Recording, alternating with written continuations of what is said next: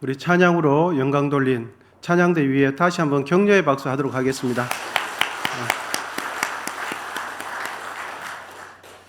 하나님을 예배하기 전에 또 말씀을 나누기 전에 우리 좌우에 계신 분들에게 우리의 마음을 열어서 또 인사를 나누고 축복하는 그런 시간을 가지도록 하겠습니다.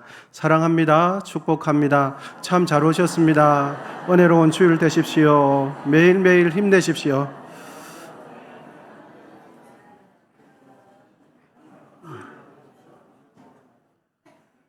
하나님은 우리의 힘인 줄 믿습니다. 하나님은 우리의 능력이 됩니다.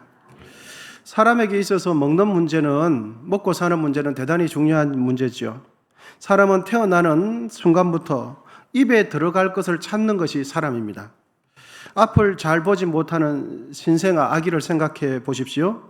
앞을 잘 보지도 못하면서 엄마의 모유를 입에 물려주면 이내 평안해하고 만족해합니다. 나이가 들어서 치아가 빠지면 어떻습니까? 그때는 먹는 것을 멈추지 않아요. 그때는 치아가 없으니까 부드러운 걸 찾아서 끊임없이 먹습니다. 젊고 시간적인 여유가 있고 경제적인 여유가 있을 때는 어떻습니까? 더 맛있는 것을 먹기 위해서 시간을 내어서 차를 타고 10분씩, 30분씩, 1시간씩, 때로는 2시간씩 먹을 것을 찾아서 헤매는 것이 사람입니다. 사람에게 있어서 먹는 문제는 태어나면서부터 죽는 그 순간까지 끊임없이 관심을 가지고 열정을 보이는 것이 먹는 문제입니다.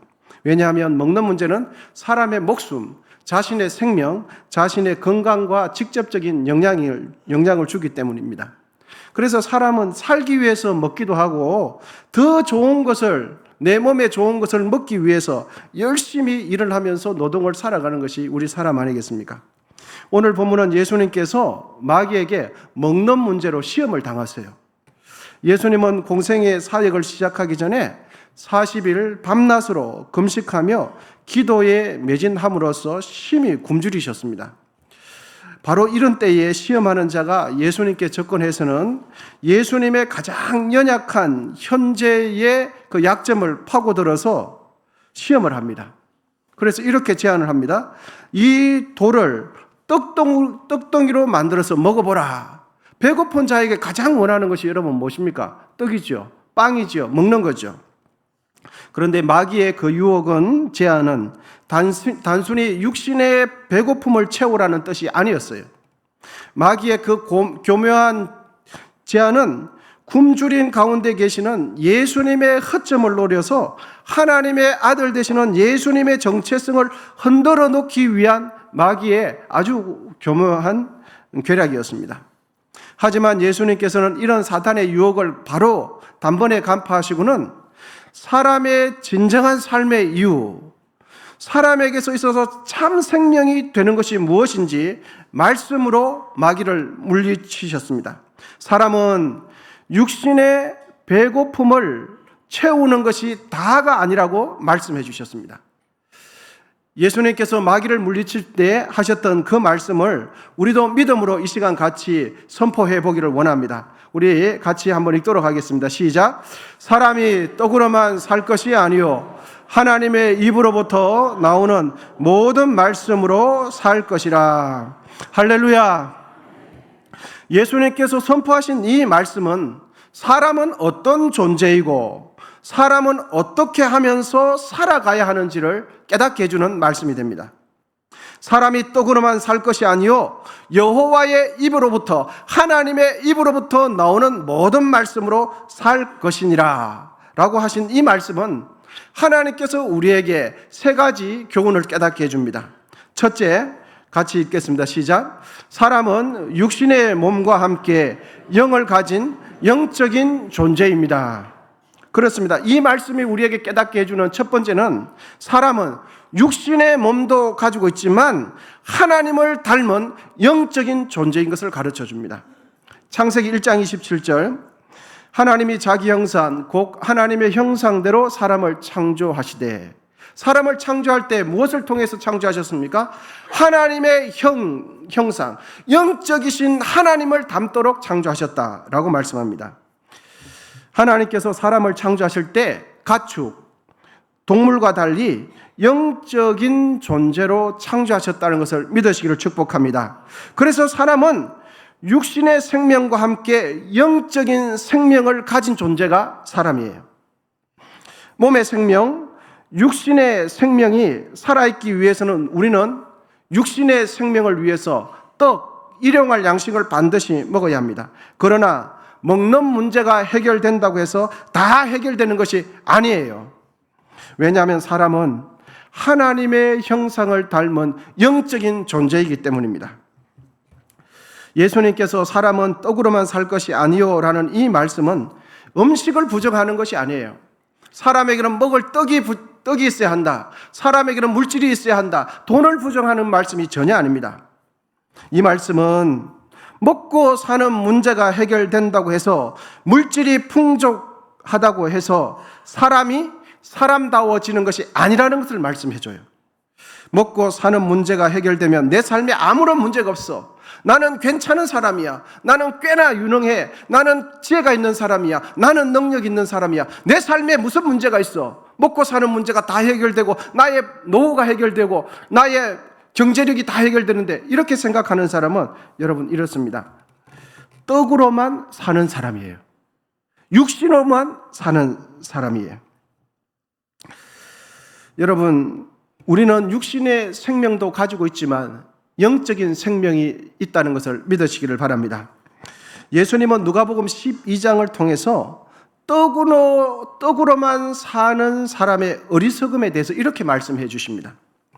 한 부자가 있었습니다. 그 부자가 그 해에 농사를 지었는데 농사가 너무 잘 된 거예요. 평소에도 물질이 넉넉했는데 올해 농사가 너무 잘 된 거예요. 그래서 밭의 소출이 얼마나 풍성한지 그 부자는 고민을 해요. 야, 이거 내 창고가 부족하겠는데? 기존에 있는 창고로는 도저히 이 많은 소출을 담을 수가 없는데? 이러면서 아주 즐거운 고민을 하면서 내 영혼 평안해, 내 인생 평안해, 내 삶 만족해, 이러면서 배를 두드리고 있는 겁니다. 내가 곡식 쌓아둘 곳이 없으니 어찌할까? 내 곡간을 헐고 더 크게 짓고 거기에 내 모든 곡식과 건물을 쌓아두리라. 이렇게 즐거운 고민을 하는 겁니다. 여러분, 우리가 살아가는 이 세상 요즘 어떻습니까? 물질만 넉넉하면 소위 불가능한 것이 아무것도 없다고 할 정도로 모든 것이 다 가능하죠. 이런 세상에서 물질을 쌓아둘 만큼 창고가 부족해서 더 큰 창고, 더 넓은 창고를 짓는 것이 이 시대를 살아가는 대부분의 사람들의 평생의 소원 아닙니까? 더 큰 창고 짓는 것, 물질을 더 많이 쌓아두는 것, 대부분의 사람들의 평생의 희망사항, 나에게도 그런 일이 한번 있었으면 좋겠다. 있는 창고 허물고 이것보다 3배 더 큰 창고 한번 지어봤으면 좋겠다. 우리 모두의 소원 아닙니까? 평생 편안하게 먹고 마시면서 하고 싶은 여행, 즐기고 싶은 것 부족함 없이 즐길 수 있다면, 그런 물질만 넉넉하게 있다면 우리의 마음이 얼마나 든든하겠습니까? 지금보다 더 좋은 주거 환경, 더 편리한 편의시설을 갖추고 살면 사람들은 윤택한 삶을 느끼면서 행복해할 것입니다. 여러분, 바로 이러한 육신을 따라 생각하고 있는 그 부자에게 예수님께서 딱 한마디 말씀해 주셨습니다. 누가복음 12장 20절인데요. 21절 우리 같이 한번, 예수님께서 그 부자에게 하신 말씀이에요. 같이 읽도록 하겠습니다. 시작. 하나님은 이르시되 어리석은 자여, 오늘 밤에 내 영혼을 도로 찾으리니 그러면 내 준비한 것이 누구의 것이 되겠느냐 하셨으니, 자기를 위하여 재물을 쌓아두고 하나님께 대하여 부여하지 못한 자가 이와 같으리라. 아멘. 우리 모두의 평생의 소원이 뭡니까? 물질 걱정 한 번 안 하고 살았으면 좋겠다. 있는 거 딱 2배만 되면 좋겠다. 그러면 내가 욕심 안 부리고 편하게 살지. 지금 있는 집보다 조금만 더 컸으면 좋겠어. 그러면 욕심 안 부리게 살지. 지금 있는 자동차보다 조금만 새 것만 좋겠어. 이러면서 우리가 평생에 지금까지 달려온 건 아닙니까? 아니야. 나의 자녀가 조금만 더 잘해가지고 박사학위를 따고 유명해졌어. 그것만 하면 내 소원 뭐가 있겠는가? 여러분, 바로 이렇게 우리 살아가는 우리에게 주님께서는 한 말씀합니다. 오늘 밤에 내 영혼 도로 찾아가면 네가 준비한 것이 누구의 것이 되겠느냐? 말씀합니다. 그렇습니다. 사람의 근본적인 문제는 이 세상의 떡, 이 세상의 빵, 이 세상의 물질로 해결되지 않는 것을 믿으시기를 축복합니다. 사람은 육신의 생명으로만 사는 것이 아니라 사람은 영혼이 있어요. 사람은 영의 생명이 있습니다. 그러므로 육신의 생명을 위하여 육신의 음식, 물질만 쌓을 것이 아니라 그와 동시에 반드시 우리의 영의 생명이 되는 하나님의 말씀을 공급받으시기를 축복합니다. 우리에게는 하나님이 필요합니다. 사람에게는 하나님이 필요합니다. 우리는 하나님과 교제해야 합니다. 하나님의 말씀을 듣고 행할 때 우리의 영은 생명력을 공급받습니다. 우리의 영은 힘을 받습니다. 그래서 시편 18편 30절 31절입니다.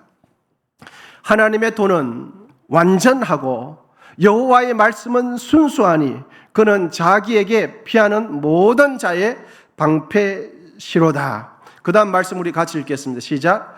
여호와 외에 누가 하나님이며 우리 하나님 외에 누가 반석이냐. 할렐루야. 여러분, 하나님의 그 말씀이 우리의 영혼의 양식이 됨을 믿으시기를 축복합니다. 하나님을 가까이 하면 기쁨이 생깁니다. 하나님의 말씀을 가까이 하면 우리의 인생의 공허함과 허무함이 사라집니다. 하나님의 말씀대로 순종하면 감사와 기쁨이 솟아납니다. 하나님을 가까이 하는 것이 우리의 힘이고 능력입니다.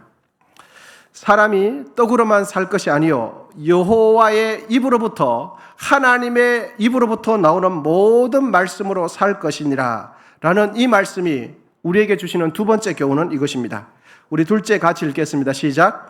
사람은 하나님께로부터 영적인 생명력을 지속적으로 공급받아야 합니다. 그렇습니다. 사람의 생명은 외부의 음식을 지속적으로 섭취하면서 1살 때부터 80살, 90살까지 평생의 목숨을 이어갑니다. 음식을 계속해서 섭취해줘야 우리의 생명은 유지가 되어지죠. 하늘을 날아다니는 공중의 새는 9일 동안 음식을 먹지 않으면 죽습니다. 그리고 땅에 뛰어다니는 강아지, 개는 20일 동안 음식을 먹지 않으면 죽습니다. 그리고 오래 산다는 거북이는 약 500일 정도 음식을 먹지 않으면 죽습니다. 그러면 사람은 며칠 동안 음식을 먹으면 죽지 않습니까? 10일에서 20일 정도 통계적으로 보면 먹지 않으면 사람의 목숨은 끊어집니다. 그런데 여러분,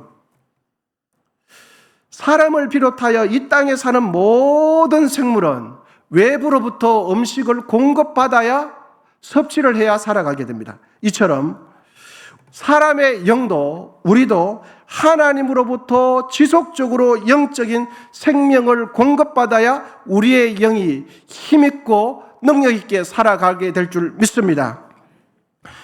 음식을 먹지 못해서 죽는 죽음은 육신의 죽음뿐입니다. 그러면서 예수님께서 마태복음 10장 28절에 이렇게 말씀해 줍니다.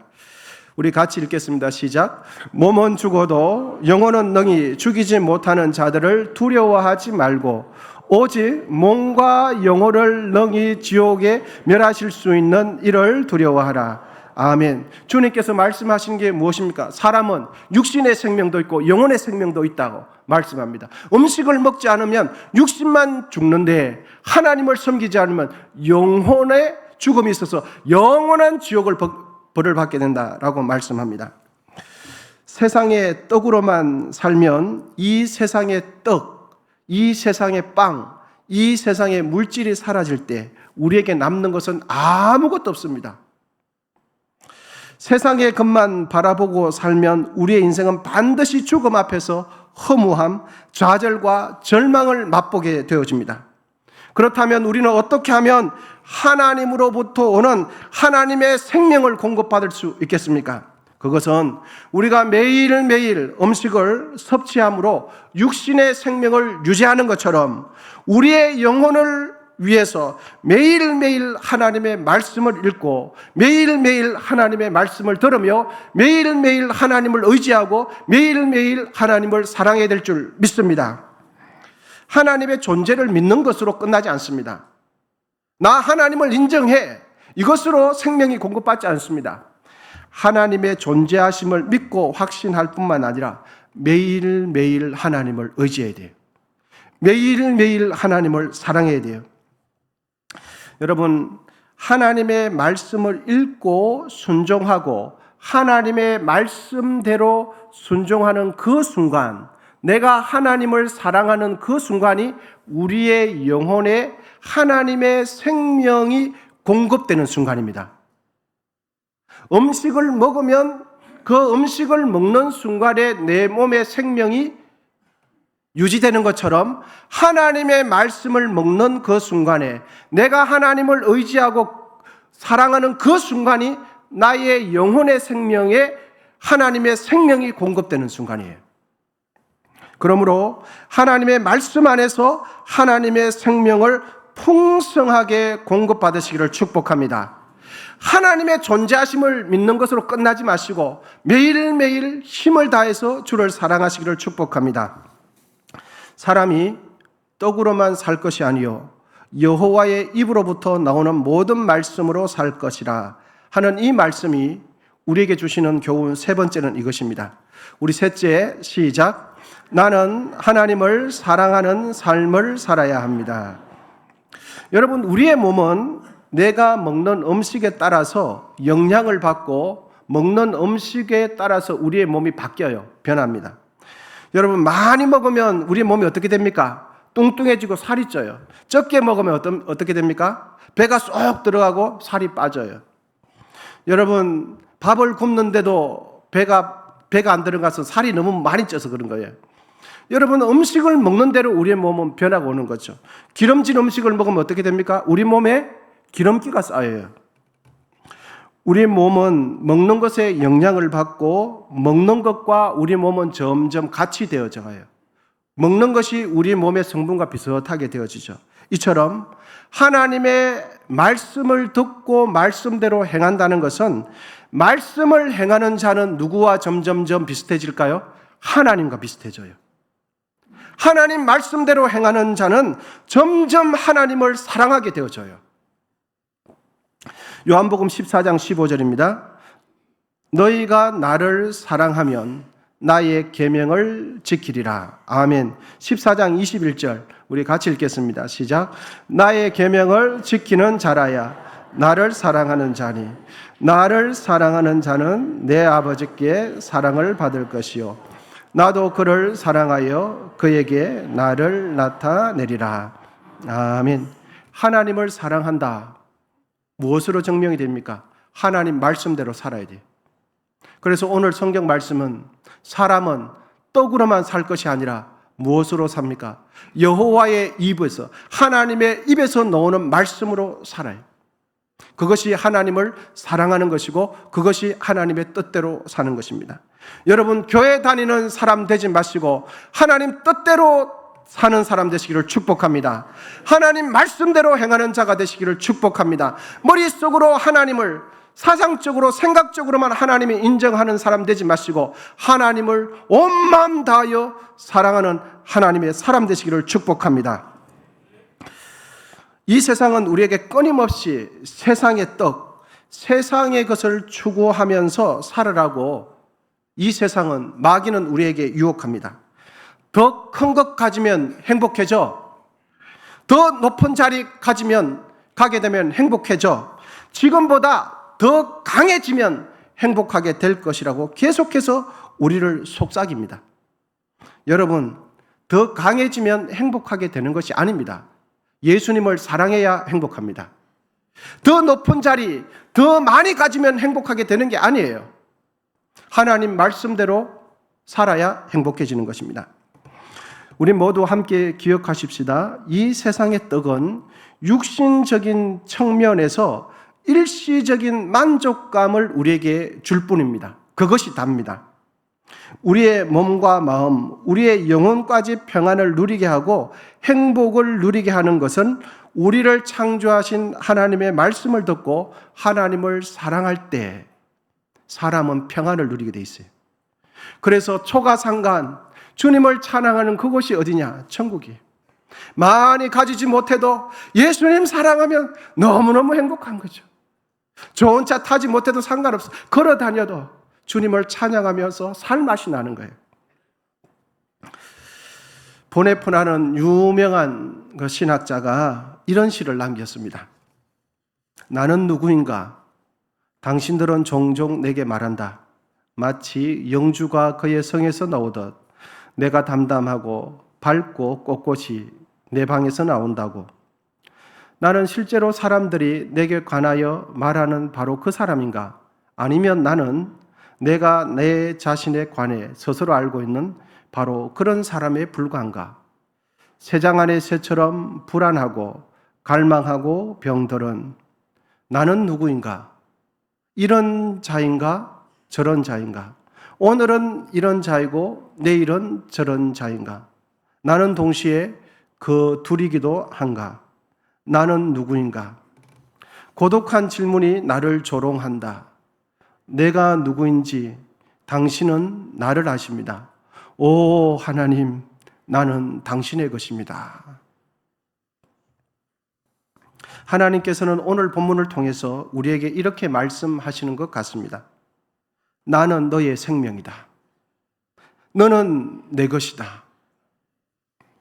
그러므로 우리 모두는 육신의 양식으로만 살 것이 아니라 하나님의 말씀대로 살아야 합니다. 혼란스러운 시대에 우리에게 진정한 평안과 생명을 주시는 분은 하나님입니다. 우리에게 원하는 그것을 진실로 주실 수 있는 분은 하나님입니다. 하나님의 말씀은 우리의 삶의 나침반이요 어두운 길을 비추는 등불이며 우리를 견고히 세우시는 반석이 되십니다. 그래서 요한계시록 3장 20절은 하나님 안에서 먹고 살아갈 것을 우리에게 가르쳐 줍니다. 요한계시록 3장 20절입니다. 우리 같이 읽겠습니다. 시작. 볼지어다 내가 문 밖에 서서 두드리노니 누구든지 내 음성을 듣고 문을 열면 내가 그에게 들어가 그와 더불어 먹고. 아멘. 여러분, 사람은 어떤 존재이고 무엇을 통해서 생명을 누립니까? 예수님과 함께 더불어 먹어야 사람은 생명을 누립니다. 사람은 하나님을 찾아야 기쁨이 솟아납니다. 하나님과 함께 살아갈 때 사람은 살 맛이 나는 것입니다. 몸의 생명과 건강을 위해서는 먹어야 합니다. 그러나 우리는 음식만으로, 이 세상의 물질만으로 살아갈 수 있는 존재가 아닙니다. 세상의 떡은 우리의 영의 양식에, 영혼의 양식이 되지 못해요. 이 세상의 물질은 우리의 영혼을 윤택하게 하지 못해요. 그러므로 우리는 우리의 삶의 우선순위를 재조정할 필요가 있습니다. 하나님께 가까이 하도록 삶의 우선순위를 조정하시기를 축복합니다. 이제는 하나님 말씀 중심으로 살아가시기를 축원합니다. 사랑하는 성도 여러분, 오늘 우리는 하나님의 말씀을 통해서 우리가 육신뿐만 아니라 영적인 존재이며 하나님의 생명을 공급받아야 하며 궁극적으로 하나님을 사랑해야 하는 사람인 것을 깨닫게 되었습니다. 우리는 하나님의 말씀으로 살아야 할 영적인 존재임을 기억하시기를 바랍니다. 매일매일 하나님의 말씀을 가까이 하고 기도하면서 주님과 친밀한 교제 속에서 영적인 양식, 우리의 삶의 의미를 발견하시고 그 가운데서 더욱 하나님 기뻐하시는 삶을 살게 되시기를 축복합니다. 기도하겠습니다.